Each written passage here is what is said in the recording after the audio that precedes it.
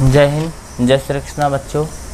आज हम देखेंगे अध्याय 2 का एक गुणनखंड जिसके शून्यक ज्ञात करना है और उसकी जांच करना है। तो इसे सॉल्व करते हैं। सबसे पहले हम क्वेश्चंस को लिख लेंगे।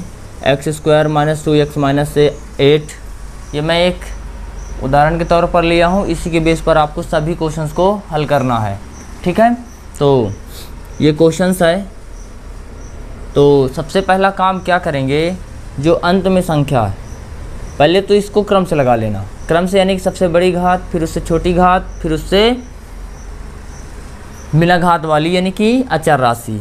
और उसके बाद क्या करना है, जो शुरू में है इधर से पीछे से यानी कि लास्ट वाली, इस शुरू के गुणांक यानी कि जो भी है 1 है 2 है 3 है उससे गुणा करना है। तो 8 एक कम, क्योंकि यहाँ 1 होता है तो गुणा करने पर कितना आए 8।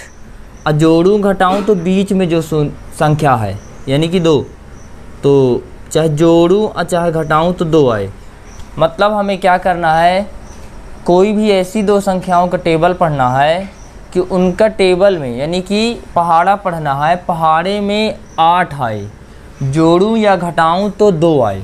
तो चलिए ऐसी कौन कौन सी संख्याएं हम चेक कर लेते हैं। तो देखिए 4 दूनी 8 आ जाएगा, 8 एक कम 8 आ जाएगा, और 2 चौके 8 नहीं करना है। ऐसी और कौन किसकी टेबल है जिसके में 8 आ जाए, तो मेरे ख्याल से 2 ही हैं।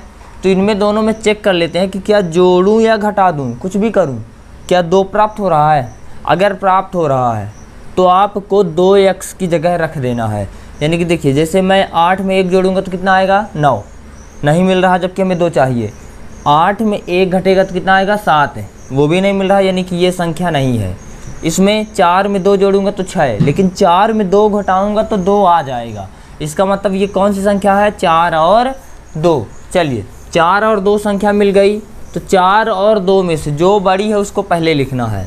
तो x² माइनस ही रखना है, आप ब्रैकेट में रखेंगे जो संख्या मिलेगी। यानी कि 4x में यदि 2x घटा देंगे तो 2x मिल जाएगा। 4 और 2 मिली थी ना, यहाँ x हो y हो z हो जो भी हो साथ में ले लेना है।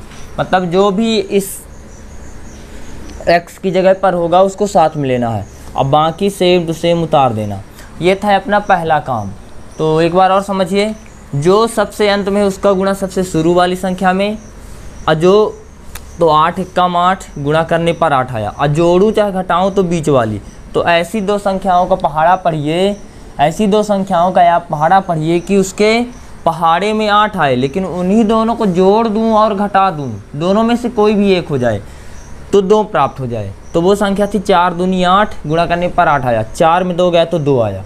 तो वो संख्याएं हम इसकी जगह लिखेंगे। और एक चीज़ यहाँ ध्यान रखें, पहले बड़ी वाली फिर दूसरी छोटी वाली ही संख्या लेना है। अगर जोड़ने पर आए तो अंदर जोड़ का चिन्ह, अगर घटाने पर आए तो घटाने का चिन्ह लिखना है, ठीक है। अब बाहर जो भी है कोष्टक ज़रूर लगा दीजिएगा। क्यों?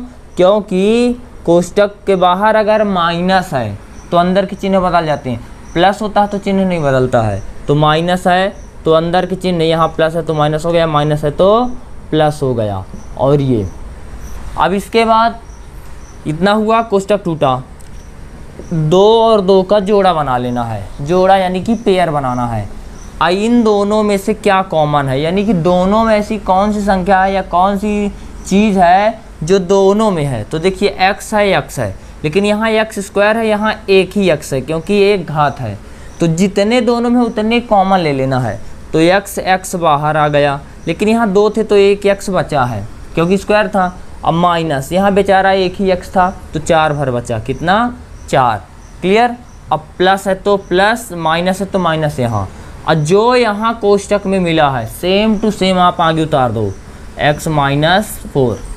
एक बार और समझिएगा, इसमें और इसमें दोनों में कौन सी ऐसी संख्या है, चीज़ है जो दोनों में है। तो दोनों में x था, यहाँ स्क्वायर है यानी कि 2 ठो है, यहाँ एक ही है। तो एक दोनों में है ना, एक ही दोनों में है तो एक ठो x बाहर, एक x बचा है, अब 4 बचा। जो यहाँ कोष्टक में वही यहाँ। अब 4 का पहाड़ा पढ़िए कि 8 मिल जाए।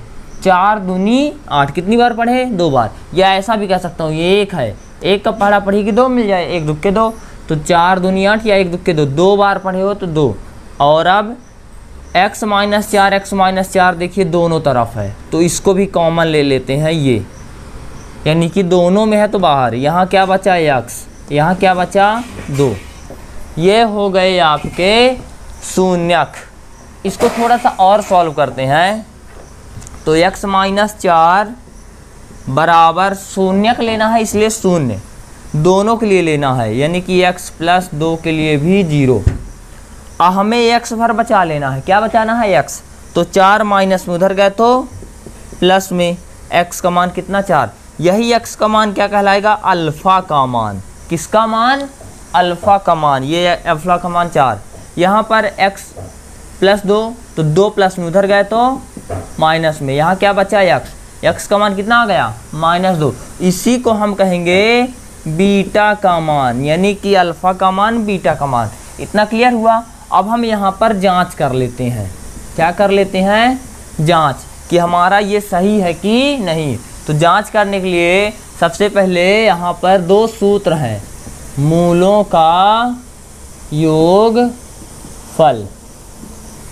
क्या, मूलों का योगफल।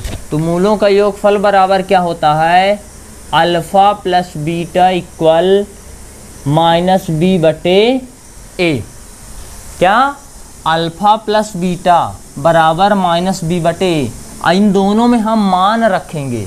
अब एक चीज़ यहाँ पर और ध्यान रखिएगा, यहाँ पर a का मान, b का मान, c का मान कहाँ से मिलेगा, यहाँ से। यहाँ a का मान, ये b का मान, ये c का मान।